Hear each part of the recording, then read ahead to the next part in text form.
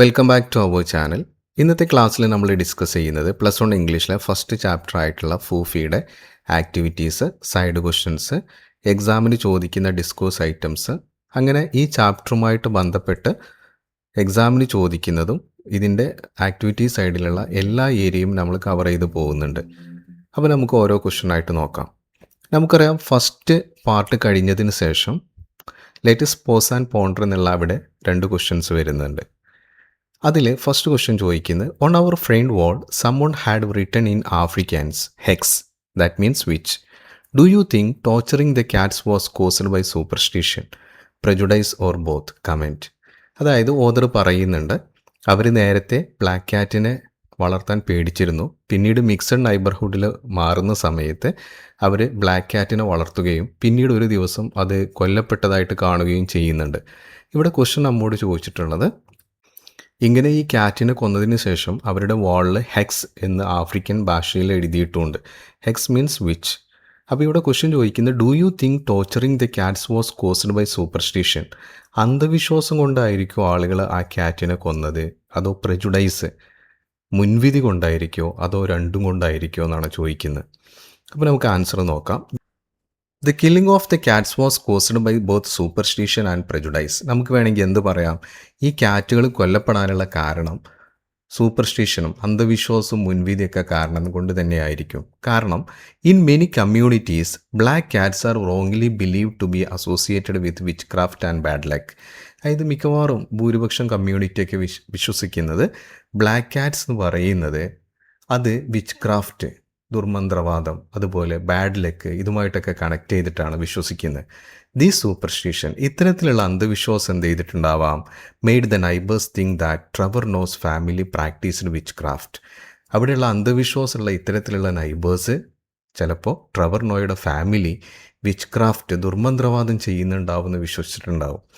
At the same time prejudice against the family because of their background and race increased the hostility. മാത്രമല്ല അവരുടെ ബാക്ക്ഗ്രൗണ്ടും അവരോടുള്ള മുൻവിധിയൊക്കെ ഈ ഫാമിലിയോടുള്ള hostility, വൈരാഗ്യം വർദ്ധിക്കാനും കാരണമായിട്ടുണ്ടാവാം.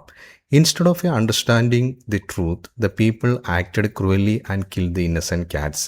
അപ്പോൾ സത്യം മനസ്സിലാക്കാതെ ഈ ആളുകൾ എന്ത് ചെയ്തിട്ടുണ്ട്, ഈ ക്യാറ്റിനോട്, ഇന്നസെൻ്റ് ആയിട്ടുള്ള, നിഷ്കളങ്കായിട്ടുള്ള ഈ ക്യാറ്റിനെ കൊന്നിട്ടുണ്ട്. The incident shows how dangerous blind beliefs and discrimination can be.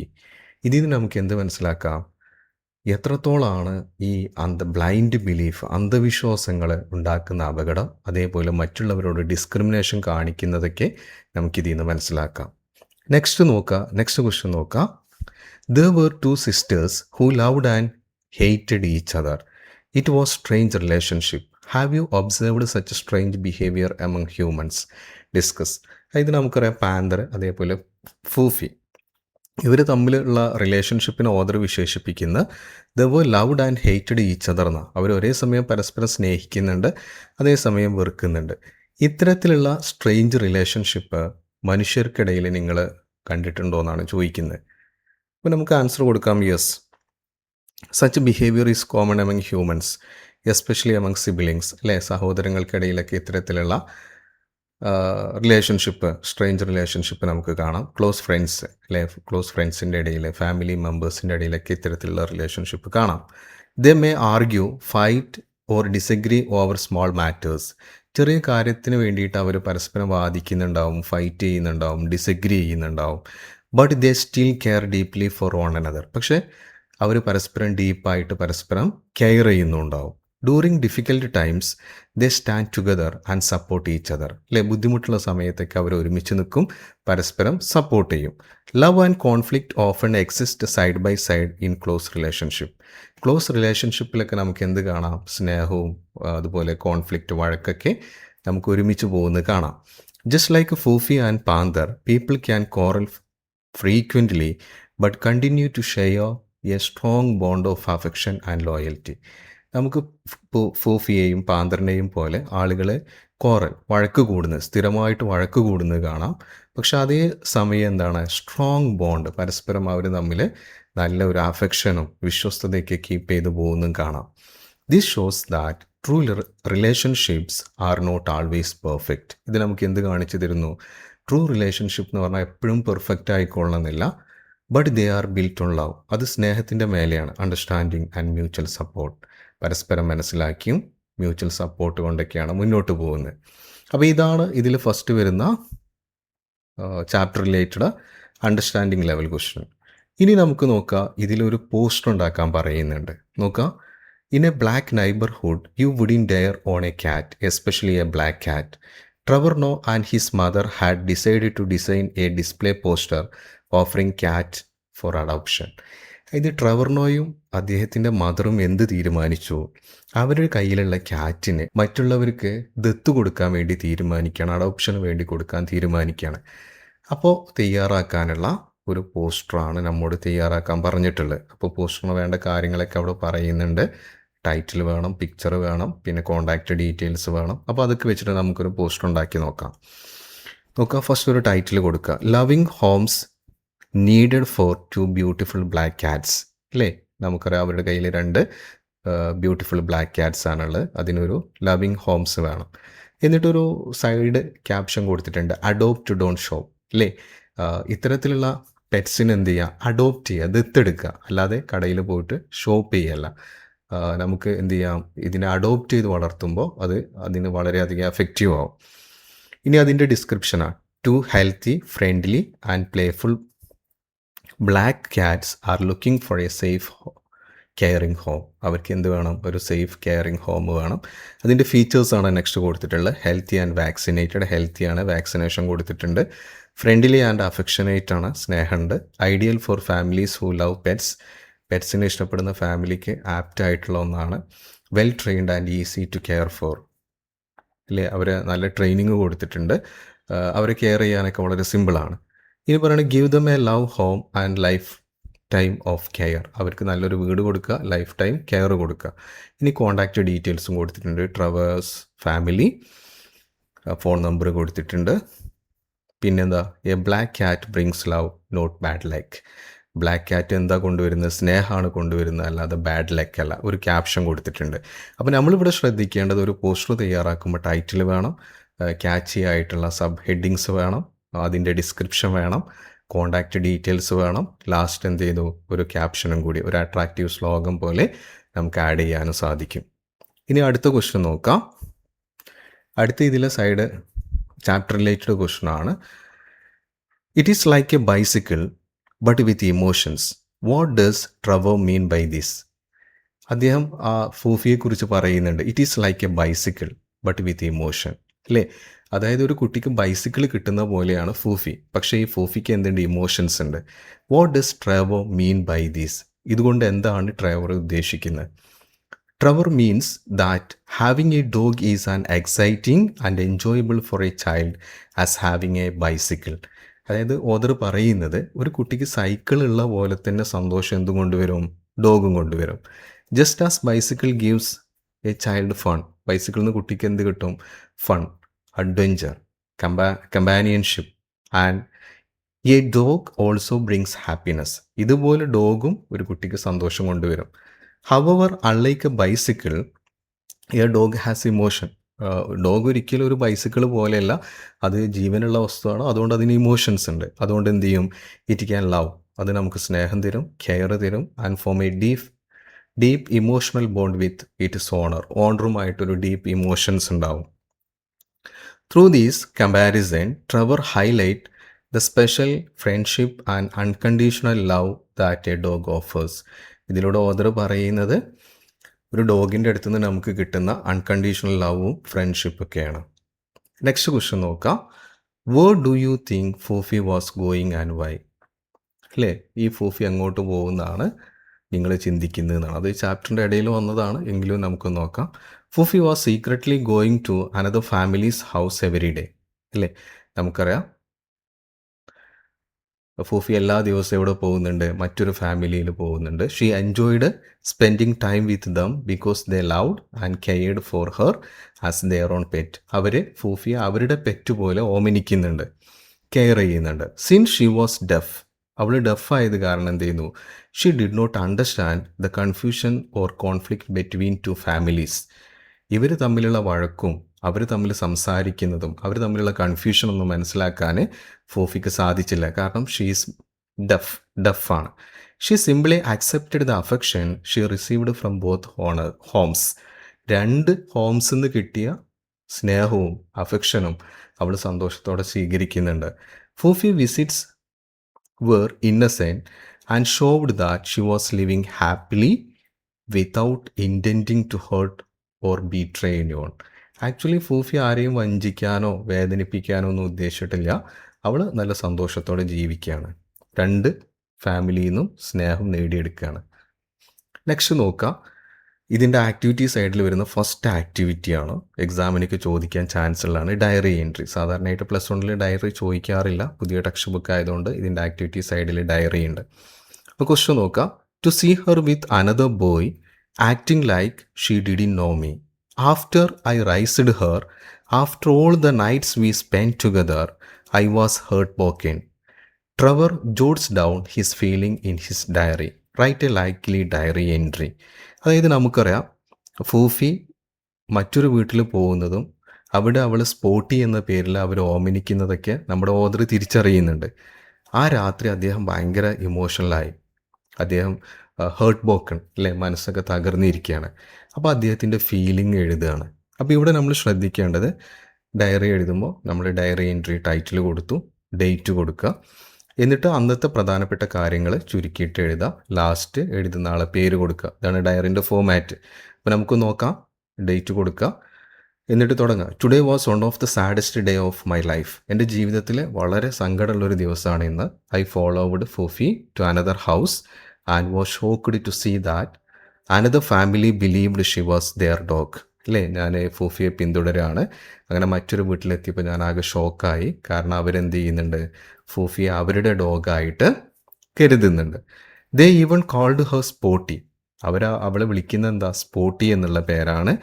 I kept calling her. ഞാൻ അവളിങ്ങനെ വിളിച്ചുകൊണ്ടിരുന്നു. But she didn't come to me.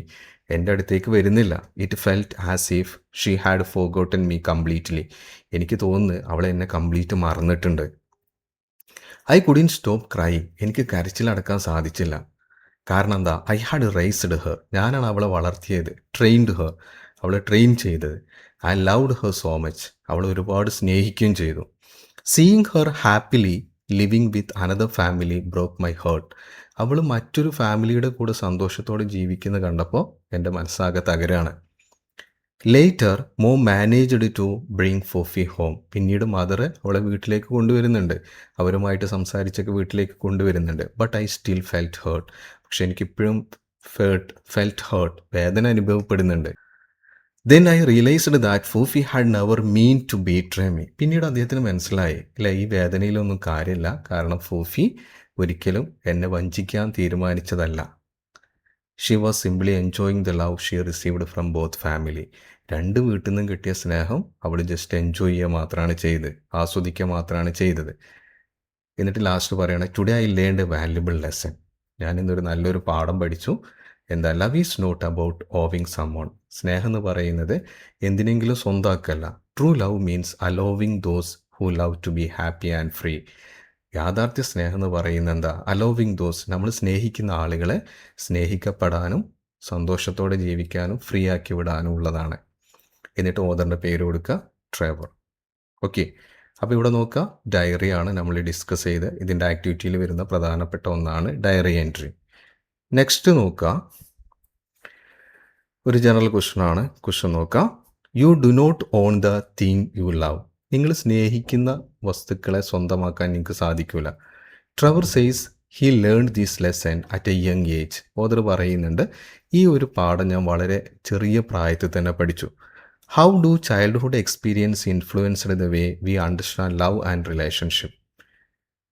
Analyse Trevor's statement with reference to an unforgettable experience in your life. General question ആണ്. ട്രെവറിൻ്റെ experience നിങ്ങളുടെ ലൈഫിലുള്ള ഒരു എക്സ്പീരിയൻസുമായിട്ട് connect ചെയ്തിട്ട് പറയാം. അപ്പോൾ നമുക്ക് ജനറലായിട്ട് എന്തെങ്കിലും എഴുതിയാൽ മതി. ഇവിടെ ജസ്റ്റ് ഒരു സാമ്പിളാണ് കൊടുത്തിട്ടുള്ളത്. നമുക്ക് നോക്കാം. Trevor's statement, you do not own the thing you love. അല്ലേ, നിങ്ങൾ സ്നേഹിക്കുന്നതിന് ഒരിക്കലും നിങ്ങളുടേത് മാത്രം സ്വന്തമാക്കി വെക്കാൻ സാധിക്കില്ല.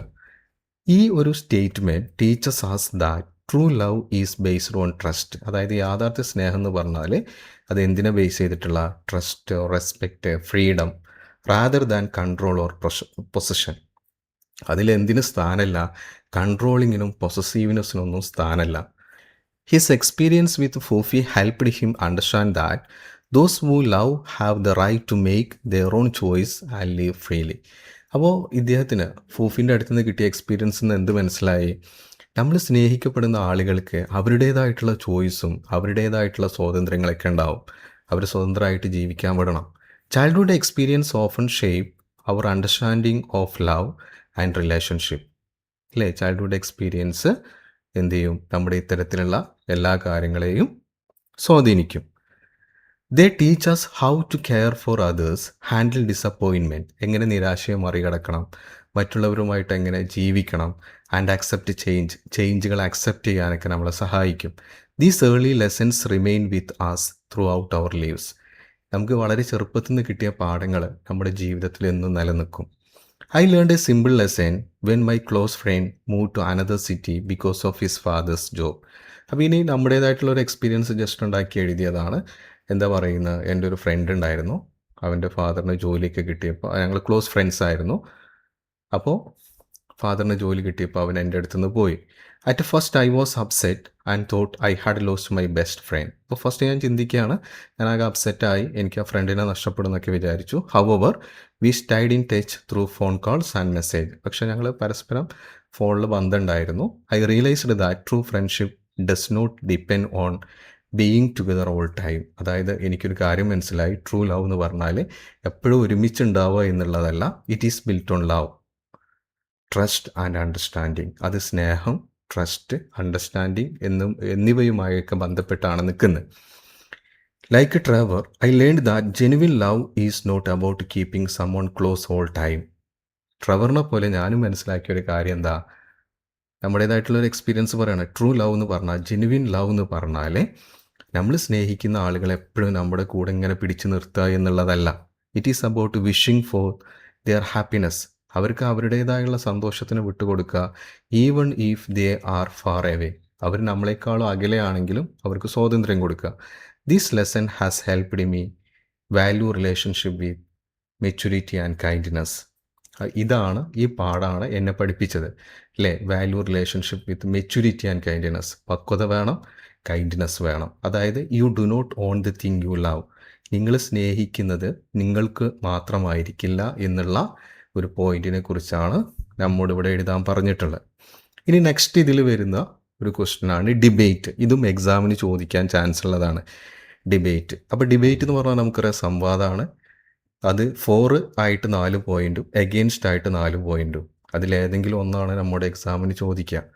ഇവിടെ ഇതേ പോയിൻ്റാണ് പറയുന്നത്. Love does not entail possession.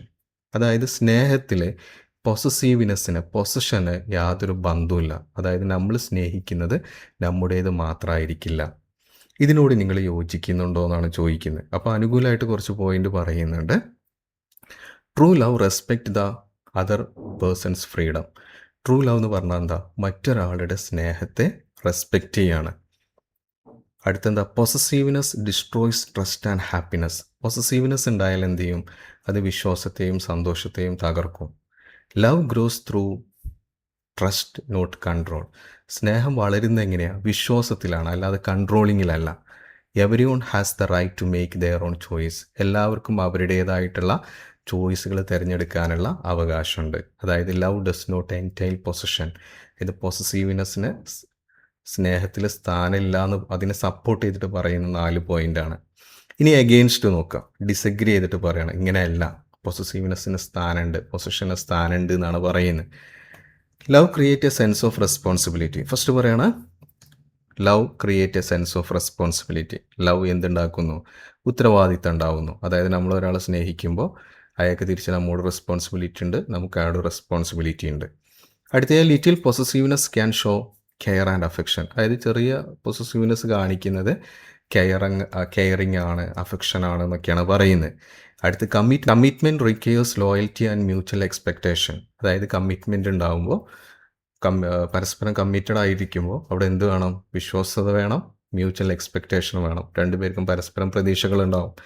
Emotional attachment naturally create a feeling of belonging.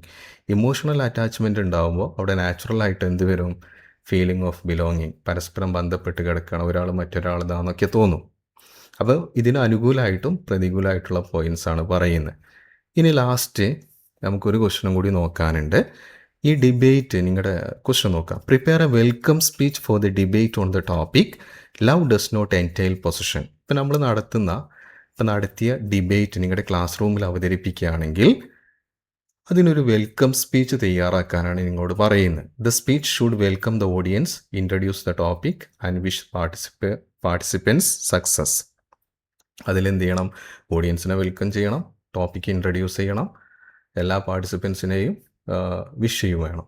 ഇനി നോക്കാം, ഇത് സാധാരണയായിട്ട് 4 മാർക്കിനൊക്കെ ചോദിക്കുന്ന ഒരു ക്വസ്റ്റ്യനാണ്. ശ്രദ്ധിക്കുക.